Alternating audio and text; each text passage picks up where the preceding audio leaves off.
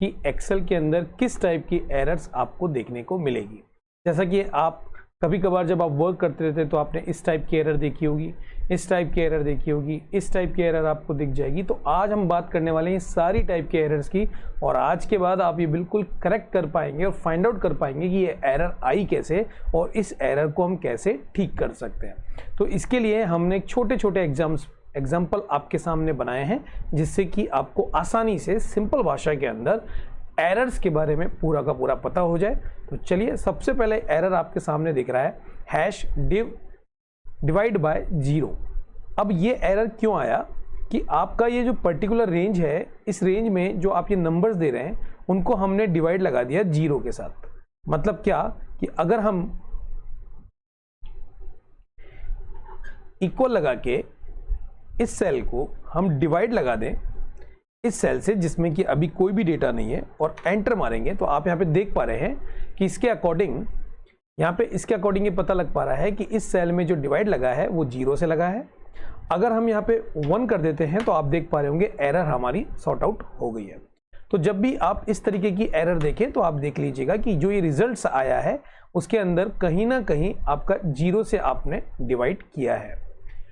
आगे चलते हैं, एक एरर और आपको देखने को मिलती है जिसे बोलते हैं हैश वैल्यू एरर।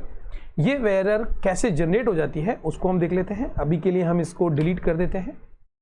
मान लेते हैं हमने इक्वल ऑपरेटर के साथ इस नंबर को अर्थमेटिकल ऑपरेटर में प्लस लगा कर इसमें ऐड करके और इसमें इस तरीके से ऐड करके इसका आंसर निकालना चाहा।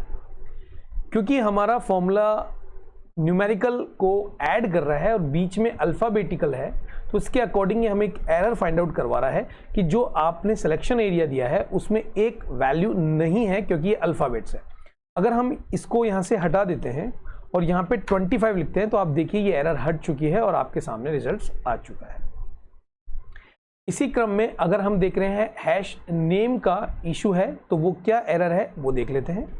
जैसे मान लेते हैं इन तीनों नंबर्स को हम ऐड करना चाहते हैं, तो हमने यहाँ पे सम की जगह जो सम फंक्शन है उसकी जगह सन फंक्शन लिख दिया और उसके बाद हमने यहाँ पे डेट को सिलेक्ट कर लिया। तो आप यहाँ पे देख पा रहे हैं कि हमने सम की जगह हमारा जो फंक्शन नेम है वो रॉन्ग कर दिया।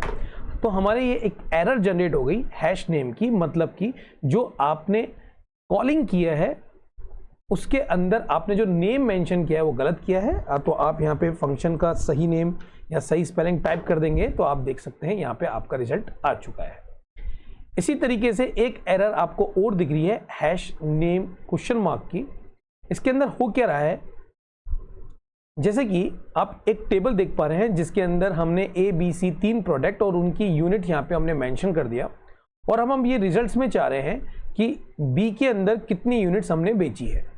तो यहाँ पे हम VLOOKUP का उपयोग करते हैं। तो यहाँ पे हम इसको एक बार डिलीट कर देते हैं और आपको दिखाते हैं क्या प्रॉब्लम हो रही है। VLOOKUP यहाँ पे पूछ रहा है लुकअप वैल्यू, हमने ये वाली सेल सेलेक्ट कर दिया, कॉमा टेबल एरे में हमने ये पूरा का पूरा टेबल एरे सेलेक्ट कर दिया। अगर आपको VLOOKUP नहीं आता है तो आगे आने वाले वीडियो में हम पूरा का पूरा VLOOKUP भी आपको कवर कराने वाले हैं। अभी के लिए केवल आप एरर पे फोकस कीजिए, बाद में हम VLOOKUP भी आपको पूरा समझा देंगे।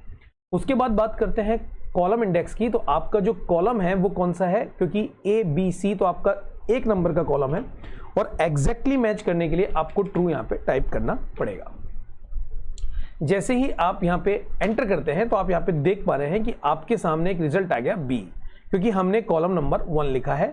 अब हम चाहते हैं यहाँ पे हम कॉलम नंबर 2 कर देते हैं, तो अब आपके सामने जो रिजल्ट आएगा वो आप देख पा रहे हैं B के आगे जो यूनिट है वो आपके पास आ गई।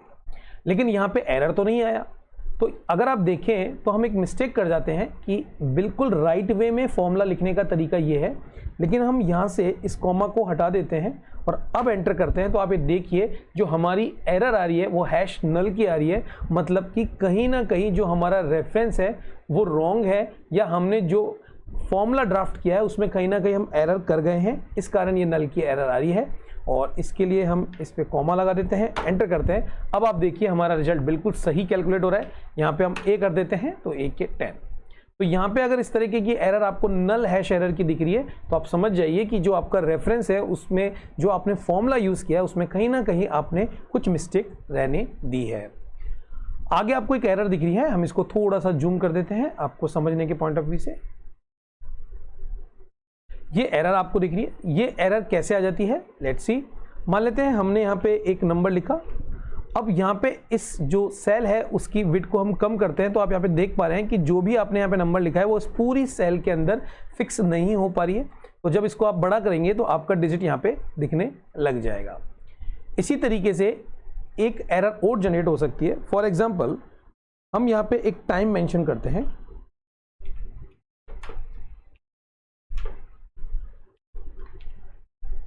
इस तरीके से हम एक टाइम मेंशन कर देते हैं AM PM में, और हम चाहते हैं कि इस सेल का माइनस हो जाए इस सेल के अंदर।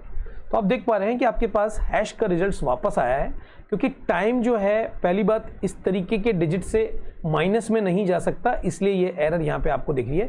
आप चाहे इसकी विड्थ भी बढ़ा देंगे तो भी ये एरर जनरेट होती रहेगी, क्योंकि आपका लॉजिक ही रॉन्ग है कि आपने AM से PM माइनस किया और जो रिजल्ट आ रहा है वो माइनस में आ रहा है, तो वो ये अप्रोच आपको प्रदर्शित नहीं कर पाएगा। तो यहाँ पे आपने दो टाइप की एरर जो जनरेट होगी वो इस तरीके से एरर जनरेट हो सकती है। उसके बाद आप यहाँ पे एक नई एरर देख पा रहे हैं। इस एरर के अंदर आप कुछ डेटा आपने दे रखा है और हैश नम करके एरर है। ये एरर क्यों आ रही है, इसको एग्जांपल से हम आपको समझाने की कोशिश करते हैं। ये एरर हम जनरेट करते हैं आपके लिए पहले, तो इसके लिए हम क्या करते हैं, एक बार इसको यहां से डिलीट कर देते हैं। मान लेते हैं कि हम जो हमारा जो डेटा है वो ओनली 3 डिजिट्स है, और हम चाहते हैं कि जो हमारा डेटा है उसमें लार्ज नंबर जो है, 4th नंबर का लार्ज नंबर हम फाइंड आउट करना चाहते हैं। तो हम यहाँ पे लार्ज फंक्शन को कॉल कर देते हैं एरे। कौन सी पोजीशन आप चाहते हैं, आप चाहते हैं 4th नंबर की पोजीशन। आप यहाँ पे देख पा रहे हैं 4th नंबर की पोजीशन का आंसर ये नहीं दे पाएगा, क्योंकि आपका डेटा ही ओनली 3 कॉलम में फिल है। तो इसको हम देख लेते हैं। तो यहाँ पे आप देख पा रहे हैं क्योंकि इसको कोई भी डेटा नहीं मिल पा रहा, इस कारण ये हैश नम का आपके सामने एरर ला रहा है। एक और एरर आपको दिख रहा है हैश एनी का, नॉट एप्लीकेबल का। तो ये एरर कैसे जनरेट होता है इसको भी हम देख लेते हैं। यहाँ पे भी हमने, ये हमारे पास डेटा है, यहाँ पे हमने VLOOKUP को कॉल किया है, और यहाँ पे हमने 0 रख रखा है, क्योंकि कोई भी रिजल्ट ये नहीं निकाल पा रहा है। अगर हम यहाँ पे A कर देते हैं तो आप यहाँ पे देखिए कि A का रिजल्ट A आ रहा है, क्योंकि हमने यहाँ पे कॉलम 1 कर रखा है। तो हमारा रिजल्ट हम एक बार निकाल के दिखाते हैं आपको। A का जो यूनिट है वो 10 है। अगर हम यहाँ पे A की जगह 0 मेंशन कर देंगे तो पूरे फॉर्मूले को फाइंड आउट ही नहीं हो पा रहा कि आप क्या फाइंड आउट करना चाह रहे हैं। तो जब भी आपके पास जो डेटा है जिससे आप रिजल्ट निकालना चाह रहे हैं, वो जो डेटा है वो इसमें अवेलेबल ही नहीं है, तो यहाँ पे नॉट अवेलेबल का एरर आपको दिख जाएगा। यहाँ पे हमने एक रेफरेंस का एरर आपको हम जनरेट करके दिखाते हैं। हमने यहाँ पे ये 2 सेल जो ली है उसका रिजल्ट हम इस सेल को इस सेल से मल्टीपल किया, तो हमारे सामने ये रिजल्ट आ रहा है। क्योंकि ये दोनों सेल एक दूसरे के ऊपर डिपेंड है, इसके लिए हम क्या करते हैं कि इस सेल के डेटा को एक बार के लिए डिलीट कर देते हैं। तो आप यहाँ पे देख पा रहे हैं कि आपके सामने एक रेफरेंस एरर आ चुका है। वो क्यों आ चुका है, क्योंकि इसके ऊपर डिपेंडेंट जो सेल है उसका जो रेफरेंस है वो यहाँ से हट चुका है, इसलिए आपकी शीट ये बता रही है कि जो वैल्यू है वो कहीं ना कहीं रेफरेंस मिसिंग है।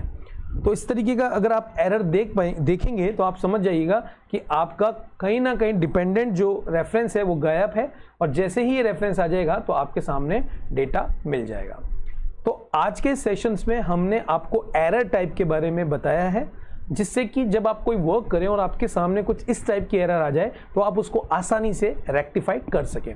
तो आज के वीडियो के लिए इतना ही। हमारी इस एक्सेल सीरीज को आप देखते रहिए, और हाँ, अपने मित्रों के साथ जरूर शेयर करें, जिससे कि आप इसके ऊपर अच्छा कमांड बना सकें। आज के लिए इतना ही। Thank you.